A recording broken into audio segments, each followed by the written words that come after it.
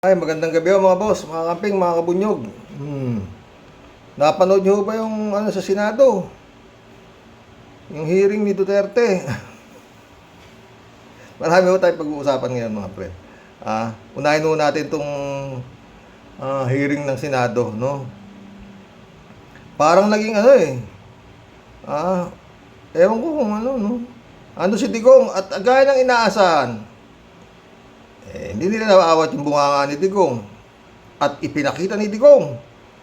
Lahat inamin ni Digong. O, di ba? Ano pa hanapin nyo? Siya raw lahat ang full responsibility. Natatawa ako eh. Tinatanong yung mga polis kung meron Davao Death Squad. Wala. Sabi ng mga polis. Sabi ni Digong, meron.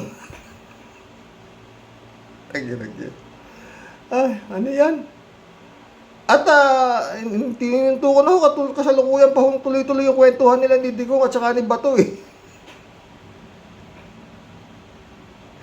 Putik yan. Panginoon, ano na to? No? At napakagaling daw ni Digong, sabi ni Bato. Ganon din si Kimo. Ganon din si Panelo. Ganon din si Bongo. Nakalapating. BI dito, leche doon. Gaga dito, gago. Talaga si Digong, hindi maawat si Digong. Kawalde, kakasaba talaga sa iyan. Si Jinggoy naman, ang galing ni Jinggoy. Ang binira ni Jinggoy, si Senator Dilime. Ako, Diyos ko. At isang napakagandang tanong ni Digong, ni Jinggoy kay Digong. Tinanong din ni Jinggoy si Digong, oo. Niligawan niyo ba si Garma?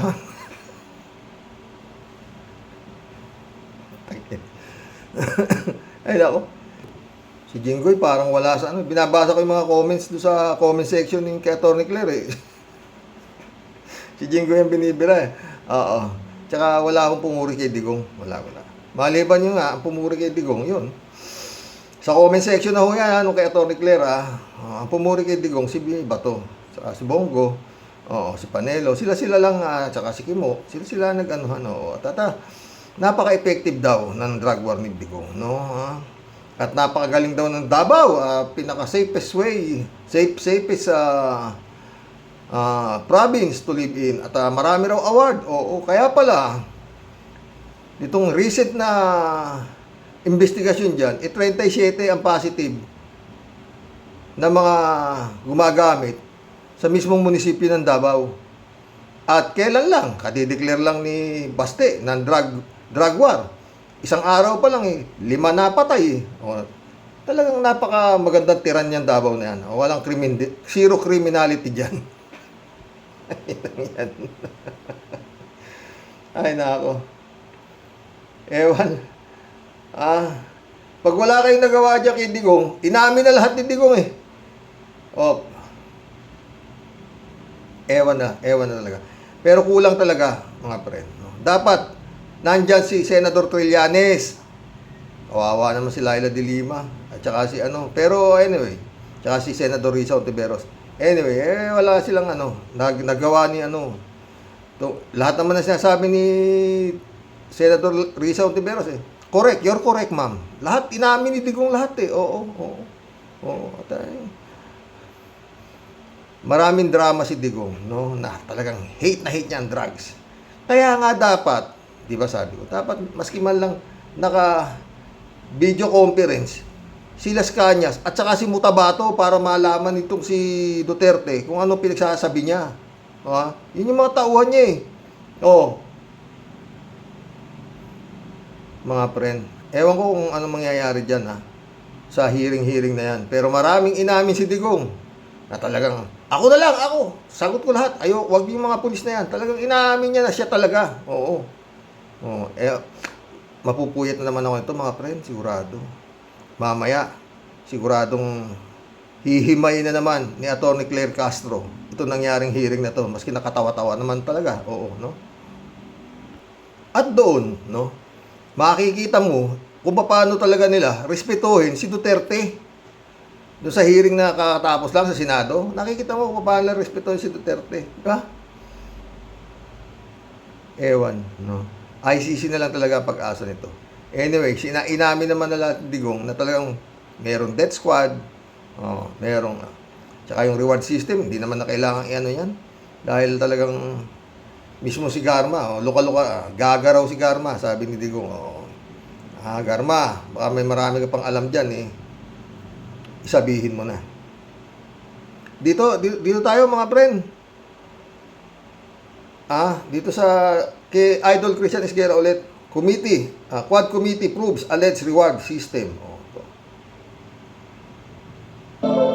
Ano palang plano rito sa mga pag-amin ni Garma? No? Kasi nga hindi naman kailangan intayin yung tawag dito, yung committee report bago umaksyon yung Mas maganda po ito eh.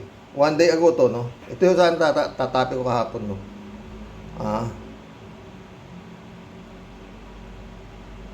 18,000 views po ito.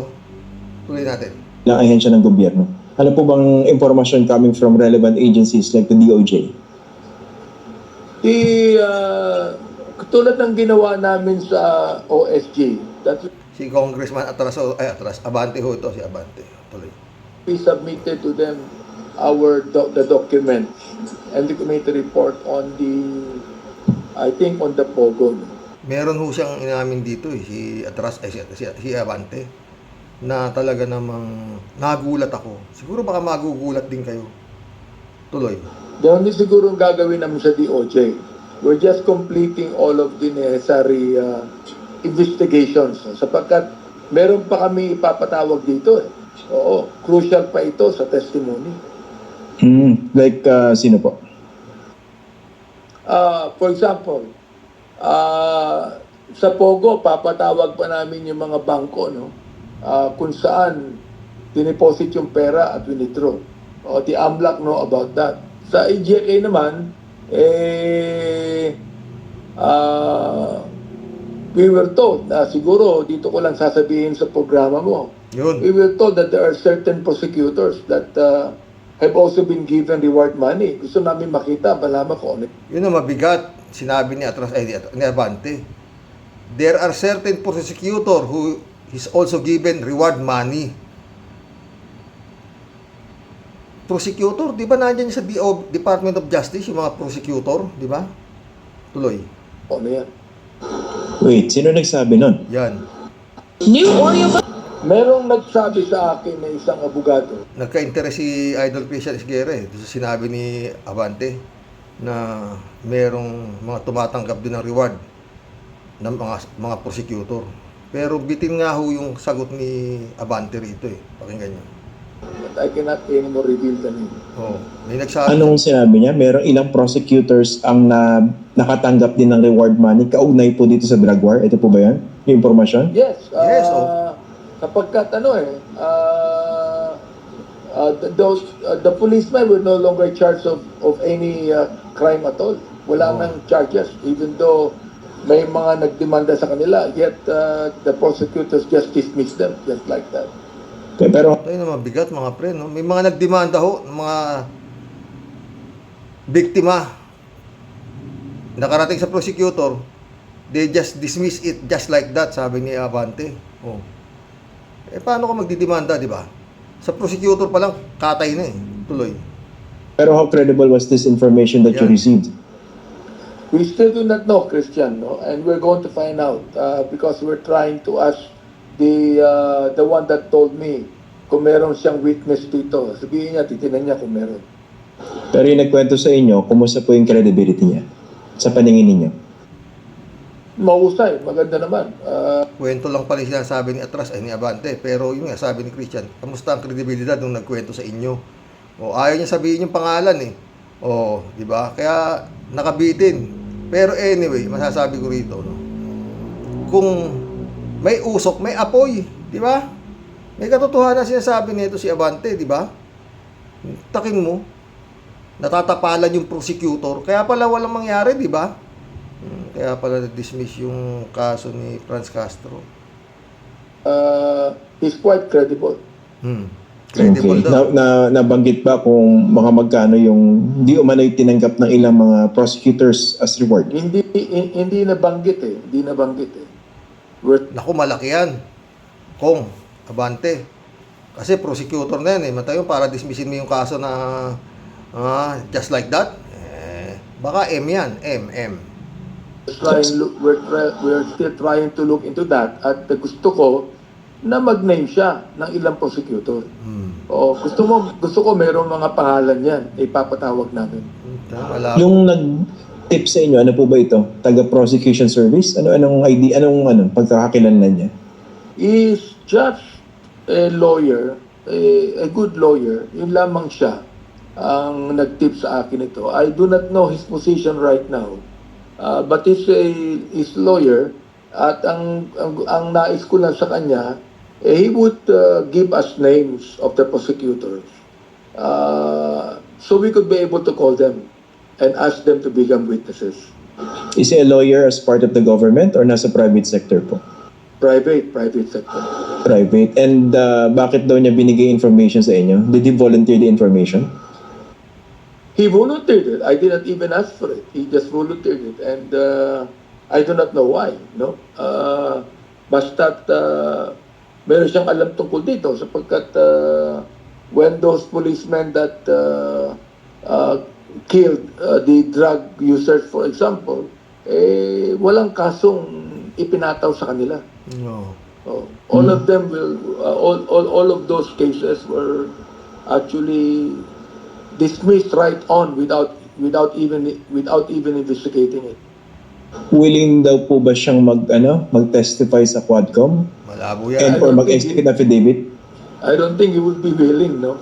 He was just telling me about it. And sabi niya sa akin, sige, I will find out if I could Tsaka kung baka naman joke lang yan. Yung kausap mo. be able to give it some of the names. Pero anong plano niyo rito sa information na ito? How would you pursue it? Magpapatawag ba kayo ng mga taga-prosecution service? If DOJ? he would tell us some names, we're going to call on them. We're going to investigate and call on them. Sapagkat, ano yan eh, ngayon lang namin nalaman yan eh. It's, Kung magbibigay sa'yo ng pangalan, yung nagbigay sa'yo ng tip, kung hindi, paano? Labo to si Kung Abante, oh. big thing for us. So, ibig sabihin eh, hindi lamang pala pulis, pati pala some prosecutors. Kung totoo, di grabe yung yung lawak ng galamay nitong Grabe, tawag talaga. No. Grabe. May isa pa akong gusto itanong. Grabe talaga lawak niyan, mga boss. Oo. Hanggang Supreme Court, eh. Hanggang Comelec, ang lawak talaga niyan. Halos nahawakan lahat niyan, eh. Pati mga pulis, prosecutor, o diba? Mga judge pa. Diba? Tignan mo pag nagsampa ka sa Davao ng mga kaso, lalo na pag si Kibuloy ang involved, dismiss. O diba? Tuloy. Tanong sa inyo, Kong baka nadinig niyo na rin po ito, no? Kasi may ilang mga information na lumabas before, of course under the current administration, na mayroong ilang mga doktor na naging kasapakat sa pamemeke noong impormasyon doon sa death certificate. Diba? Kunwari, napatay dahil may riding in tandem or in the course of the drug war, pinalabas na namatay sa sakit. Ang sakit-sakit naman doon sa biktima tsaka sa kaanak na napatay na nga, panang kamalay-malay, tapos yun lang katotohanan sa kung paano siya napatay, dinoktor pa ng ilang doktor. Ang alam namin, walang forensic evidence eh. Ang alam, Totoo ho yan, mga boss. Meron nga hong ganun. Namatay sa bala, sasabihin, namatay sa pneumonia. Yung biktima ng war on drugs, no? namin dyan, ang punerarya mismo ang nag-issue ng death certificate. For example, like the 9-year-old na napatay, no? Na andun pa yung bala nung siya nilibing. Ang sabi ng punerarya, namatay siya because of pneumonia, no? And then with the policemen were there sa aming meeting. Human rights to hindi pa yung Quadcom eh. But the policemen, hindi wala silang police report on that. Tanga. Yun nga. Kasi Kung naka-attend ako isang briefing nitong, ito, grupo ni Father Flavi Villanueva before. So I think that was last year. Tapos, isa sa mga Nandun ho si Father Flavi sa Senado kanina. At maganda ho, yun isa sa pinakamagandang naging narinig ko doon sa investigasyon kanina, doon sa ginagawang Senate hearing sa Senado. Mamaya ho, sabihin ko sa inyo kung sinabi ni Flavi kay Bato. Kakaroon sila ng pagtatalo ni Bato eh. presenters yung si Dr. Raquel Fortun, yung isa sa dalawa lang na forensic pathologist na internationally accredited. I think kasama yun sa presentation niya. May ilang mga ganong kaso na mukhang doktor mismo yung nag-doktor nung entry sa death certificate. Diba? Hindi namin alam yun. We would like to find out. Anyway, kailan po ba magre-resume yung inyong Quadcom investigation? Actually, we should have had the Quadcom tomorrow. Today. Pogo naman ang pag-uusapan. Because of the storm, kinancel yan. Siguro we're gonna have it this coming Monday or Tuesday. Monday yata, magiging kasabay niyo sa Senate, hindi po ba? Monday, magiging kasama namin ng Senado. Most probably, we'll do it on Tuesday na lang, siguro. Okay. Pero definitely magkakaroon pa kayo ng isa bago yung break, yung undas. Tapos bago kayo mag-resume ng session. The thing is, sabi nung abogado ni former president na sana the Quadcom hearing would be after November 1. So that the president... Grabe ng mga friend, ha? Pati prosecutor nalalagyan. Kaya sabi ni Abante, may mga nagsasampa ng kaso, dinidismiss na agad ng prosecutor ng DOJ. Hindi na pinapagkaksa ng panahon. Kasi may lagay. Kaso, bitin nga yung sinasabi ni Abante, walang sinasabi ko sino at kung ano, ganito, nakabitin, parang chika, no? Pero, tungkol doon sinasabing respeto kay Digong, no? Sa Quad Committee, no? Kaya hindi ho nila mapuwersang pumunta kasi nga nire-respeto. Alam nyo mga friend, ang respeto, sigun sa taong nire-respeto nyo, kung bastos nire-respeto nyo, katangahan na yan. Binabastos na kayo, nire-respeto nyo pa? Mga congressman? Medyo haharap naman kayo sa salamin kung tama yung respetong ibinibigay ninyo diyan kay Duterte. Anyway, talagang kanina sa Senado nire-respeto pa rin, ginaganon lang ni Digong. To pulis to, mga to, ha? Sabi ko, putang ina, talagang grabe, ha? Yung bunganga ni Digong kanina sa Senado, no? Balik tayo dito sa respeto. Mga congressman, mga Quadcom, mga rumirespeto dito kay Digong, no? Kaya ganyan yung anak no? Yung anak, kakasuhan ng plunder. BP Sara maharap sa non-bailable plunder complaint dahil sa paglustay ng 112.5 million. Na hindi maipaliwanag, no, mga boss. Pamilya na ho to. Kanina nakita nyo na naman kung gaano kabastos yung Duterte, di ba? Talagang grabe. Sa bagay, ano ba maano mo? Yung anak nga kita mo, di ba? Ngayon, mukhang mas maganda ito naiisip nitong mga kongresista. Nasampahan na lang ng plunder itong si Sara Duterte kaysa impeachment.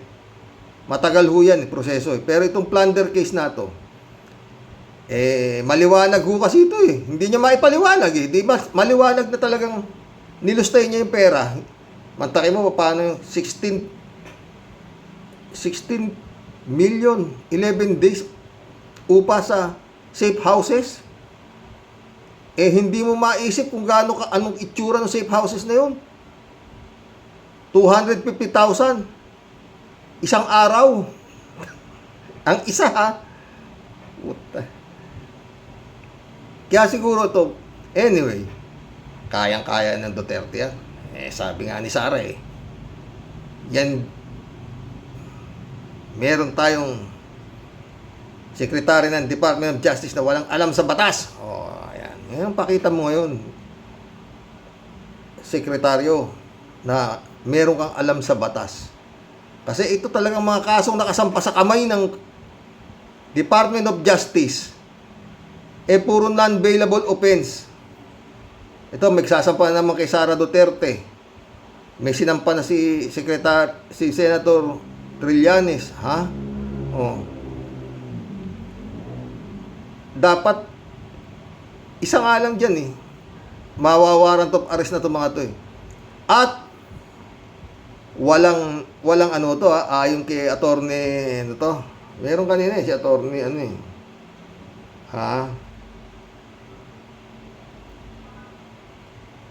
No one is above the law. Attorney Bueno yata to, oo. At itong wala namang immunity from suit. Itong Vice President wala. Kaya siguradong pag nagkaroon ng probable cause itong plunder case na sasampa, hindi naman basta tao magsasampa. Kongresista. Dahil yung Congress nga nung pinatawag ito para explain yung mga kagulagulantang ng daang milyon, 112 million, daang milyon, mga 150 million, mga ganun ng hindi maipaliwanag ni Sara Duterte paano niya inubos ang gagawin mo. Pera ng taong bayan yan, kaya nyo nga sinasiyasat yan. Ngayon, lahat ng voucher nga, si Sara ang pumipirma, diba? Yung usapan natin kagabi, diba? Tsaka yun nga, mga senador, mga kongresista, yung nirirespeto ninyo, yung mag-ama, parehas na malupit. Mantakin mo. Senado, nagpuputang ina yung tatay si Duterte. Yan ba ang nirirespeto? Hindi niya nirirespeto Senado. Alam niyang bawal magmura sa Senado. Bawal magmura sa Kongreso, di ba? Maliban na doon sa mga ibang senador dyan pero hindi sila PPI Nag-PPI ba? Nag-PPI ba si Jinggoy? Pagka kinakausap yung resource person, no? Jinggoy. Jinggoy. Wala. Ang tinanong lang ni Jinggoy kay Duterte, niligawan niyo ba si Garma? Putik yan. Sakit ulo ko talaga dito kay Jinggoy. Balik tayo sa respeto. Mga boss, mantakin mo. Nire-respeto nyo. Hindi ako bongbong pero siya presidente, binababoy siya nitong mag-ama na to. Nire-respeto nyo Senado, Kongreso. Itong mga uri na to, nahuhukayin yung bangkay nung anak ng presidente at itatapon sa West Philippine Sea. Nire-respeto nyo pa rin yung ama na meron tayong presidente na adik, mga kung ano sinasabi, nire-respeto nyo. Ba, His Excellency, baka mamaya mawala ka dyan sa Malacanang na wala sa oras. Respetado na Senado at Kongreso, itong bumabalahura na sa'yo mismo. Ba, ano kalasi? At yung iba, kasama mo pa yata sa senatorial slate.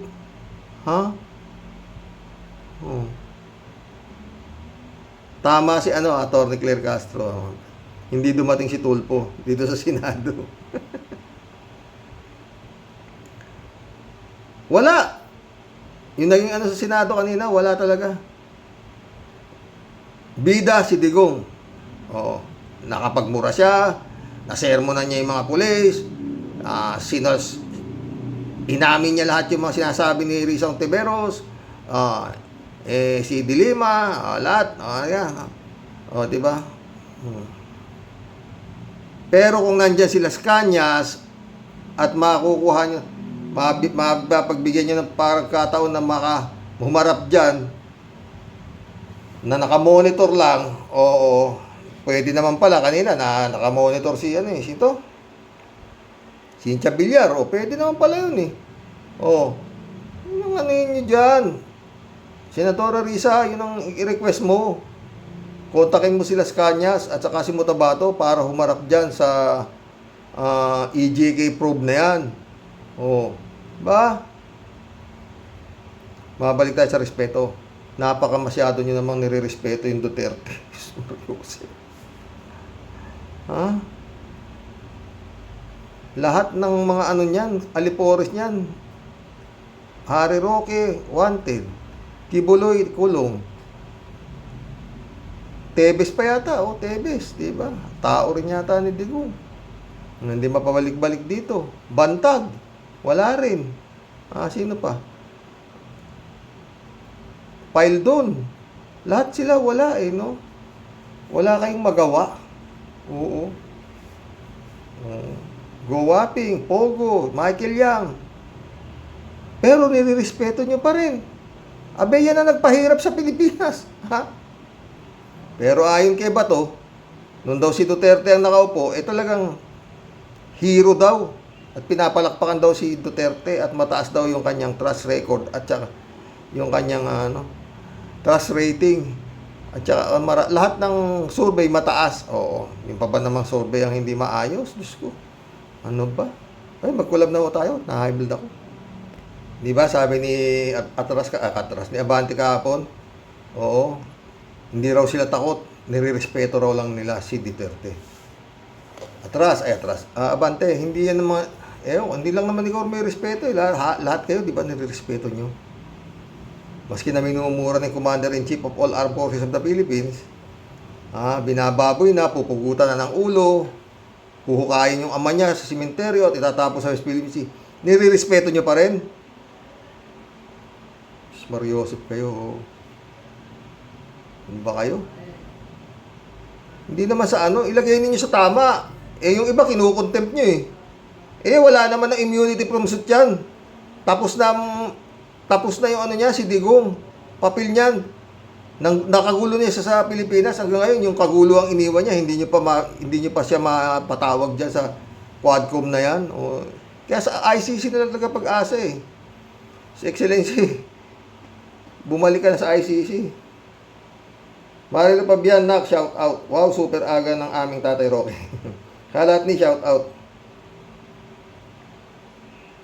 Jeff Ramos, shout out. Magandang hapon po tayo, sabi niya. Al Olalia, shout out. Sabi niya, kung binibigyan mo ng courtesy ang isang berdugong kriminal, kahit naging presidente pa, parang ina-appreciate mo ang mga ginawa niyang karumal-dumal na krimen. Ang mga Duterte ay hindi naniniwala sa Diyos. Sila ay mga demonyo. Good day, Sir Rox, at sa mga warriors, God bless. Ayun. Hindi pa pala naniniwala sa Diyos. Sabi nung Sara Duterte, diba? Parang Diyos lang yan. Kung naniniwala ka sa Diyos, ako hindi. Respetuhin kita, respetuhin mo rin ako. Nire-respeto nyo dyan sa Quadcom, ganyang klase mga uring tao nila lang. Maraming ang sasabi, may mga sayad talaga di ba? Sa inyo. S. Makise, shout out. Good evening po, Sir Rox. God bless. You always, Sir Rox. God bless, S. Makise. Katawa-tawa na kayo sa buong mundo. Itong mga rumirespeto pa rito sa uri ng tao na to. Takay mo, hindi na lang kayo kinilabutan. Sabihin nyo, nirerespeto niya yan, si Duterte, si Digong. Crimes against humanity. Ang kaso niyan. Sa ICC, rirespeto nyo pa rin.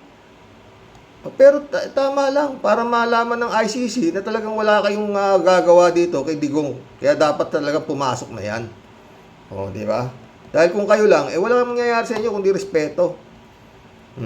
Baka pumunta pa yan sa Quadcom Baka ang tanong niyo pa dyan Kagaya kanina, sabi ni Villanueva, para, we are honored na pinagbigyan niyo po ang aming imbitasyon. Sabi ni Villanueva, ano yun? We are honored daw. Putik yan.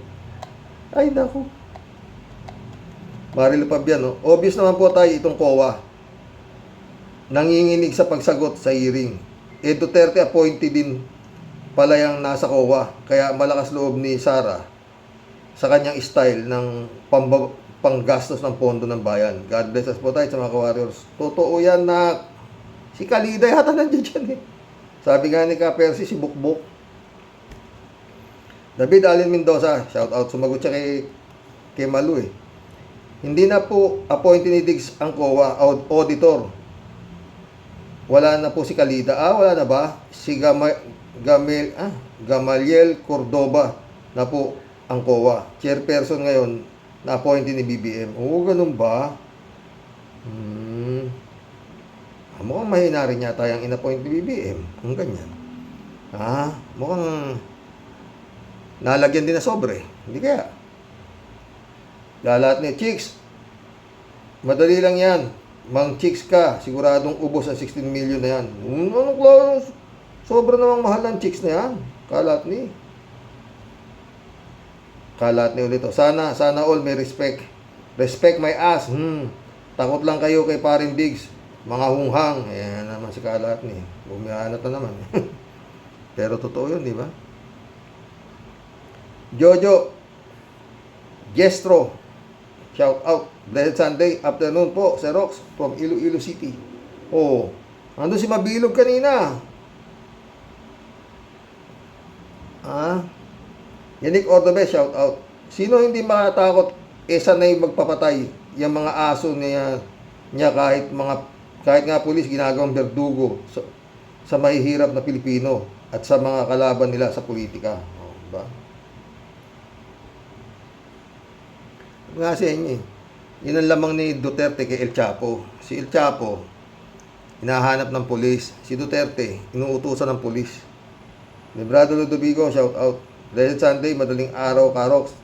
And to all supporters and followers watching from Edmonton, Alberta, Canada. God bless, stay safe and healthy. Sige, Mr. Abante, huwag kang aatras. Puro Abante lang. Yung tatay na Judas, bakit hindi nyo maipatawag? Never mind the courtesy, he's no longer the president. Ewan ko nga ba eh. Pero si Pinoy, pinatawag nila, di ba, pumunta? Erlin Villarin, welcome to the club. He deserve a respect. He deserve a respect. No. Abante. Ang totoo, takot kayo sa Quadcom. Yan ang totoo. Patay tayo dyan. Welcome to the club. Erlin. Federico Mandak, shout out. Yun ang pinaka-safe na sagot ni Abante at Quadcom. Respect, hindi takot. Galing ng dahilan, puro palusot lang. Totoo yan, Federico. Timbang. Saan ka naman nakakita ng tulad ng mga Duterte? Dito lang sa Pilipinas, matindi kung paano i-vacuum ang pondo ng bayan. Super sa kapal ng muka. Totoo yan, Noel Tenco. Inapi mo pa. Erlinda Aquino, shout out. Hindi ako pabor sa sinasabi ni Atras na respeto lang sa kanya kay Digonggong. Bilang presidente ng ating bansa, hindi siya nahiya balahurain ang mga Pilipino, bansa at ang ating Panginoon. Totoo. Ewan ko ba dito kay Abante? Ano to si Abante na ito? Pastor kasi ito daw eh. Oo. Rodeo Adriano, shout out. Karespeto ba si Duterte sa dami ng ginawa niyang lalo na drug on war? Ewan ko sa kanila. Librado Ludovico ulit oh. Yan si Sara Tambalustay, Tambabaliw. Dati-rati na mayroong salapi. Pero hindi maipaliwanag kung paano ni Lustay ginasta. Ay nako, pamilya Duterte. Salot kayo sa bansang Pilipinas. Kidlatan nawa kayo, pwe. Huwag ka nga, librado, nirirespeto sila. Rodeo Adriano ulit. Sana nakabikini si Alice Goo para happy si Kibulog. Naka-short, iksi-iksi nga eh. Rodeo eh. Elizabeth Iscare, shout out. Good PM, Sir Roque. Aaminin ba yung kong Abante? Natakot siya kay Digong. Respeto daw lang dahil dating Pangulo daw. Ewan ko. Pero di ako niniwala dyan. Sobrang takot nila dyan. Halata naman. Kasi alam nila na marami pa ding itong alagad niya na pwedeng silang tirahin. Pwede. At baka may mga hawak na lihim yan sa kanila na pwedeng, ewan ko na, dati alam. Rolando Resco, shout out. Tawa-tawa. Hinamon nga ni Carbonell yan. Di naman lumaban. Ibig sabihin, duwag. Umaasa sa tauhan niya. Yun nga sabi ni Senator Trillanes. Yan si Digong, duwag yan. Kaya lang matapang yan dahil nga marami siyang bataan. No, di ba? Totoo lang. At saka alam niyo ito mga friend. Ang matapang, hindi madaldal yan. Totoo lang. Tahimik. Oo. Pero to sobra daldal na ito. Kaya hinahamon parati itong mga to ni Kawaldi. Wala, November 10, no? Sa Luneta, alas 9, ha? Elizabeth Iscari ulit to. Ito namang si Sara, tungkol sa confidential fund niya, na inubos ng 11 days, di naman aaminin yan kung saan niya yun dinala. Kasi nga, sanay na ang mga Duterte sa ganyang funds at di sila nagkakaroon ng problema dito. Kasi nga, takot ang mga yan at baka riding in tandem sila ng mga panahon nila. Ngayon lang naman nagkakalakas loob ang mga yan. Kasi nga, alam nila na mahina na ang puwersa ng mga Duterte. Pero alam din nila na dapat silang umalalay dito. Kasi nga, takot pasit din sila. Totoo yan, Elizabeth, ha? Shirley J. Sir, shout out, ha? Laki ng respeto nila kay Digong, pero sila hindi naman nire-respeto. Ay, nako, yun na nasabi ko, mga congressman. Binababoy na nga kayo, eh. Nire-respeto nyo pa? Binababoy na magmula presidente. Oh. Klase kayo. Shirley ulit, oh. Every blessed Sunday sa inyong lahat, Karox. Stay healthy always. God bless. God bless, Shirley. Friend Shervin Sapeda, shout out. Christian Sen, July 7, Alcantara, shout out sa inyo, mga friend. Dolor Garcia, friend Amy Bingson, shout out. Eman Scalona, shout out, ha. Sabi ni Friend Shervin. Blessed Sunday po sa lahat. Naway, sa kabila po ng grabing problema ng napakarami po nating kababayan sa ngayon, huwag po tayong makakalimot sa ating dakilang lumikha at Panginoon. Naniniwala po akong wala pong unos na di po natin mapagtatagumpayan. Totoo yan, basta tiwala lang at kapit po sa Diyos. Pinakamatatag at matibay po nating sandata. Sa topic mo po today, Sir Rox, parang nakakasuka po yung salita at dahilang respeto. Yung madyan kay atras, depende po siguro sa taong pagbibigyan ng ano po, di ba? Puro tigasin at maangas, pero pagdating kay Ingkong, urong ang mga betlog. Naku, manong ang tigil-tigilan ninyo na yung mga puro sarswela ninyong palabas, na mga hinduropot kayo. Anong respeto mga pagsasabi nyo? Hoy, mga ungas! Naku, talaga lang. Nanggigigil ako sa inyo, mga damontres kayo, yung galitas dito. Para at nag-uubos kayo ng kataw-takot sa lapi ba dyan? Sa lapi ng bayan, na puro hearing dito, hearing doon, contempt dito, contempt doon, tapos yung tunay na mastermind at kriminal, may kondisyon pa, pag siya ang pinatawag, siya ang dapat masusunod.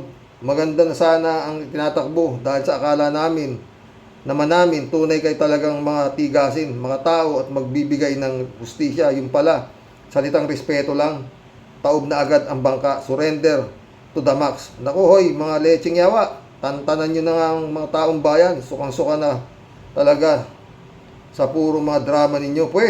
Manong kayo nga magsilayas na lahat dyan, mga leche, mga buwisit, kinam, ihinta ulo.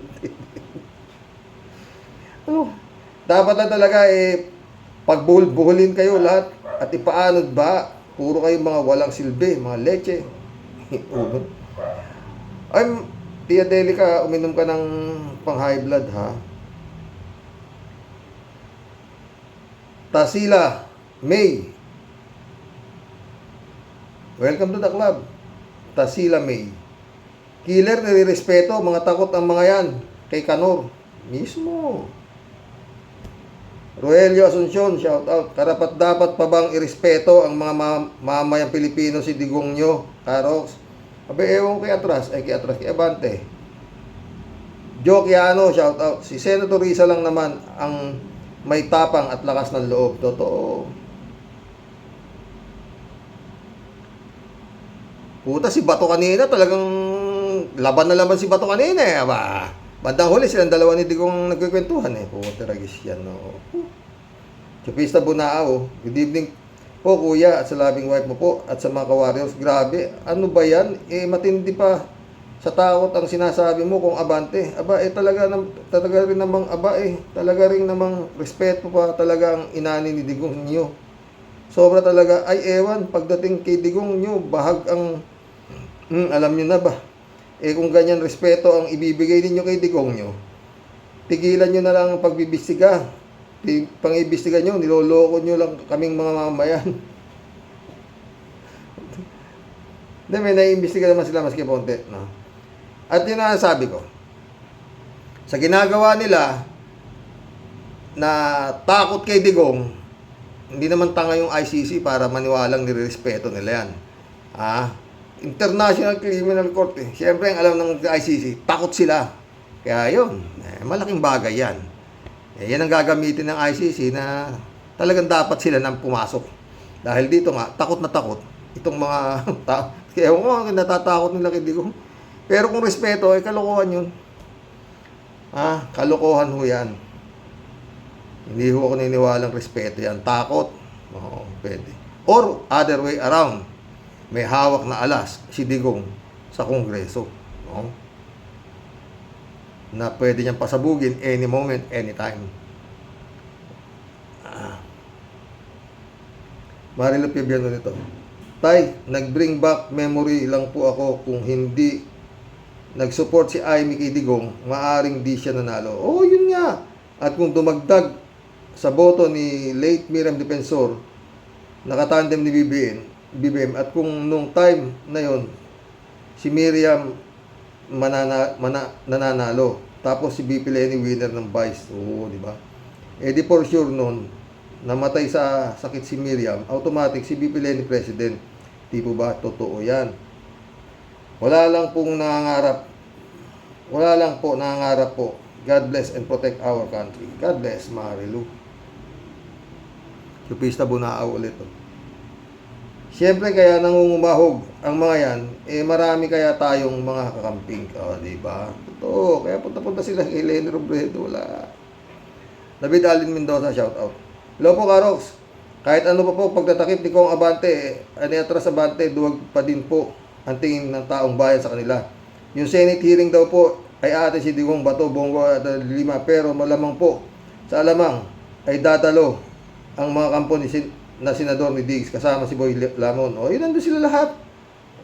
Wala naman po tayong mapapala sa mga sasabihin ni Diggs. Puro kahanginan lang at pagmumura ang lalabas sa bibig niya. Matanda na yan. Yun na galing mo naman. Yun mismo nangyari, David. Yun mismo nangyari. Edmundo Cheng, shout out.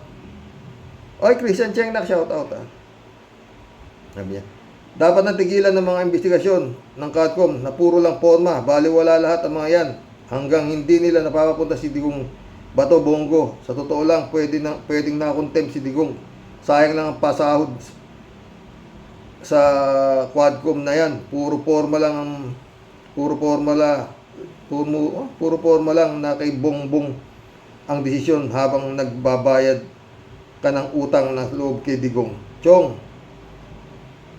bayan naman ang nagdurusa at naghihintay ng katarungan. Ibigay mo na yan sa ICC para mahalin ka ng taong bayan. Kaya Quadcom, tigil na kayo hanggang hindi nyo naimbitahan yan. PI yan, Digong na yan. Sayang pera, pinaiikot slot. Pinaiikot lahat lang ninyo ang ulo ng taong bayan. Totoo yan, Mundo Cheng. Johnny Bigod, shout out ha. Gandang gabi, Karaoke. Diyan ako hindi bilib sa Quadcom. Bakit kailangan bigyan nila ng respeto yung gumagawa ng krimen o pinaka-mastermind ng EJK? Kalokohan yan. Mismo, Johnny. Ewan ko sa kanila.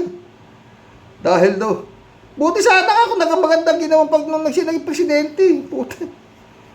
Puta ka na, ang daming namatay. Ayan, pati Senado kayo, nababoy pa. Mamaya antayin natin na kay Atty. Claire Castro. Siguradong hihimayin ni Atty. Claire Castro yung nangyari dyan. Para sa akin, talagang nakita kayo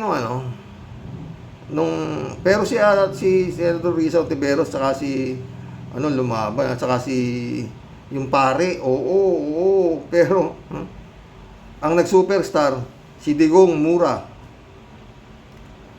Ted, shoutout. Sige, Abante.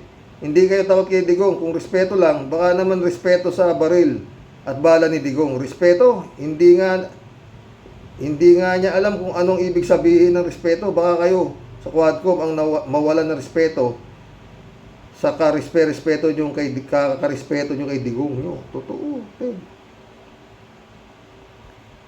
Michael Edwin, shout out my friend ha. Friend Jun Lagon, shout out ha.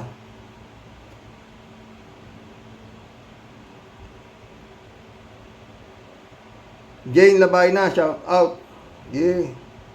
Pasyal ng pasyal. Ba? Hanggang bukas mo muli, mga boss. Mission accomplished, no? Respeto. Yung nire-respeto nyo, minumura yung presidente nyo. Nire-respeto nyo. God bless po, mga boss. Hanggang bukas mo muli. Kawawang Juan de la Cruz. Pero yan ha, maganda ho yan. Magkakaalaman na tayo dyan sa sasampang plunder case laban dito kay Sara. Sara Sayad, no?